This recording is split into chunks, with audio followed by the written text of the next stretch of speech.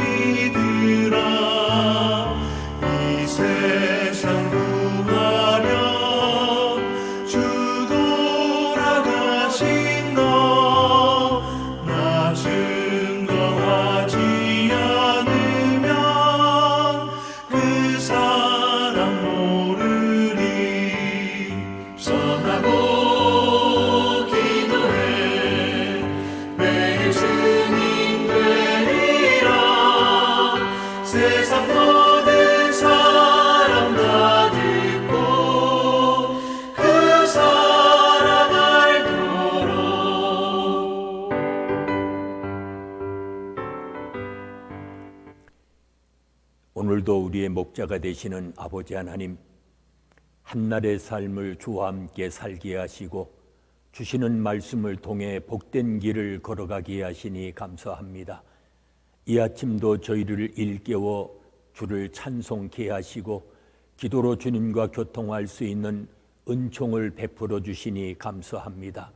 오늘도 말씀 위에 굳게 서서 살아가는 자 되게 하시고 어떠한 유혹과 시험 앞에서도 흔들리지 아니하고 승리의 삶을 살아갈 수 있는 주의 자녀들이 되게 하여 주시옵소서. 예수님의 이름으로 기도하옵나이다. 아멘. 이제 다 함께 사도신경으로 우리들의 신앙을 고백하시겠습니다. 나는 전능하신 아버지 하나님, 천지의 창조주를 믿습니다. 나는 그의 유일하신 아들 우리 주 예수 그리스도를 믿습니다. 그는 성령으로 잉태되어 동정녀 마리아에게서 나시고 본디오 빌라도에게 고난을 받아 십자가에 못 박혀 죽으시고 장사된 지 사흘 만에 죽은 자 가운데서 다시 살아나셨으며 하늘에 오르시어 전능하신 아버지 하나님 우편에 앉아 계시다가 거기로부터 살아있는 자와 죽은 자를 심판하러 오십니다. 나는 성령을 믿으며 거룩한 공교회와 성도의 교제와 죄를 용서받는 것과 몸의 부활과 영생을 믿습니다. 아멘. 오늘 아침 우리에게 주시는 하나님의 말씀은 요한계시록 13장 1절로 10절의 말씀입니다.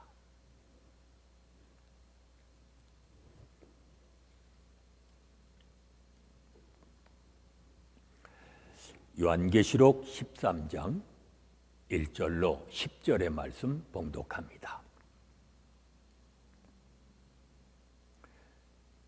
내가 보니 바다에서 한 짐승이 나오는데 뿔이 10이요 머리가 7이라.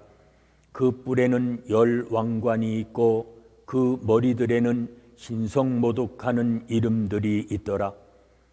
내가 본 짐승은 표범과 비슷하고 그 발은 곰의 발 같고 그 입은 사자의 입 같은데 용이 자기의 능력과 보좌와 큰 권세를 그에게 주었더라. 그의 머리 하나가 상하여 죽게 된 것 같더니 그 죽게 되었던 상처가 나음에 온 땅이 놀랍게 여겨 짐승을 따르고 용이 짐승에게 권세를 주므로 용에게 경배하며 짐승에게 경배하여 이르되 누가 이 짐승과 같으냐 누가 능히 이와 더불어 싸우리요 하더라. 또 짐승이 과장되고 신성모독을 말하는 입을 받고 또 42달 동안 일할 권세를 받으니라. 짐승이 입을 벌려 하나님을 향하여 비방하되 그의 이름과 그의 장막 곧 하늘에 사는 자들을 비방하더라. 또 권세를 받아 성도들과 싸워 이기게 되고 각 족속과 백성과 방언과 나라를 다스리는 권세를 받으니 죽임을 당한 어린 양의 생명책에 창세기 이후로 이름이 기록되지 못하고 이 땅에 사는 자들은 다 그 짐승에게 경배하리라. 누구든지 귀가 있거든 들을지어다. 사로잡힐 자는 사로잡혀 갈 것이요 칼에 죽을 자는 마땅히 칼에 죽을 것이니 성도들의 인내와 믿음이 여기 있느니라. 아멘. 이제 아이를 낳은 여자를 추격하는 데 실패한 용은 여자의 남은 자손 곧 성도와 싸우기 위해 조력자들을 불러냅니다. 본문 1절에 보면 먼저 바다에서 한 짐승이 올라옵니다. 하나님은 이스라엘 백성들을 바벨론에 넘겨주시면서 눈물의 선지자에게 주셨던 말씀을 이제 하나님의 백성, 즉 교회를 위한 말씀으로 들려주십니다. 이 말씀은 교회가 당할 박해로 볼 수도 있고 또 교회를 박해하는 자를 향한 심판으로도 볼 수 있습니다. 어떻게 보든 이 말씀은 교회를 위해서 주시는 말씀입니다. 당시 상황이 어떠했습니까? 절대 권력자 로마 황제를 주 하나님이라고 부르지 않으면 투옥되거나 맹수의 밥으로 던져지는 때였습니다. 이때 성도들에게 요구되는 것은 인내였습니다. 그리고 이 인내와 믿음은 죽음을 담보로 한 결단이었습니다. 그러나 하나님은 반드시 대적을 심판하셔서 성도의 인내와 믿음이 옳았음을 입증하실 것입니다. 바다에서 올라온 짐승은 제국의 황제를 상징합니다. 그의 모습은 다니엘이 예언한 네 제국의 특징인 표범과 곰과 사자의 형상을 한 몸에 갖추고 있었습니다. 7머리 중 하나가 상하여 죽게 되었지만 상처가 나아 살아난 것은 당시 죽은 네로 황제가 다시 살아날 것이라는 세간의 믿음을 반영하고 있습니다. 그들은 자신을 신이라 선언하면서 숭배를 강요했습니다. 그 절대 권력 앞에 또 많은 사람들이 굴복하고 경배했습니다. 지금도 이런저런 이유로 성도들을 시험할 때가 많습니다. 강력한 정치, 경제, 종교 권력이 사단의 하수인이 되어 불의한 권력을 추앙하며 경배의 대상으로 삼고 있는 것은 그들의 주인인 사단을 경배하는 일과 다름이 없습니다. 짐승이 용으로부터 받은 권세는 신성을 모독하는 비방하는 입과 성도들과 싸워 이길 힘이었습니다.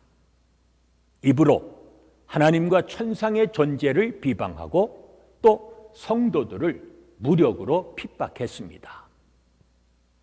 사단은 세상을 지배하려고 막강하게 무장을 합니다. 그래서 어린 양의 피로 구속받지 못한 이들이 모두 그 권세에 굴복하고 말 것입니다. 그러나 그들의 권세는 영원하지 않습니다. 하나님은 42달로 한정하셨습니다. 그리고 때가 되면 악을 반드시 심판하실 것입니다. 우리가 살아가고 있는 지금 이 시대에도 사단의 힘이 사회 전반에 걸쳐 영향력을 발휘하고 있습니다. 악에게 지지한 기후에 오늘도 우리 모두가 말씀으로 무장하여 그 어떠한 핍박과 유혹에도 굴하지 않고 믿음의 인내로 승리하며 살아가시는 복이 있는 삶이 되시기를 바랍니다. 은혜로우신 아버지 하나님, 유혹이 많은 이때에 저희를 믿음으로 지켜주시고 오늘도 주만을 바라보며 소망 가운데 살게 하시니 감사합니다. 한날 한날을 살아갈 때 주의 말씀만을 붙잡고 살아가게 하시고 믿음의 인내로 승리하며 살아갈 수 있는 주의 자녀들이 되게 하여 주시옵소서. 예수님의 이름으로 기도하옵나이다. 아멘. 찬송가 336장 부르십니다.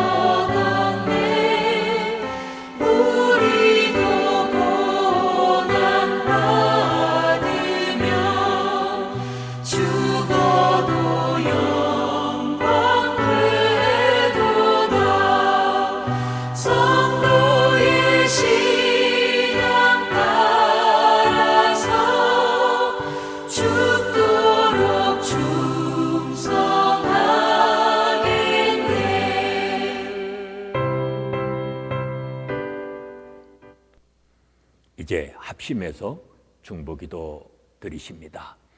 영육간에 연약한 우리 믿음의 형제 자매들, 그들의 치유와 회복을 위해서 기도하십니다. 형제의식이 활성화되어 내 이익만 먼저 추구하지 않는 그런 자녀들이 되어지도록 또 기도하십니다.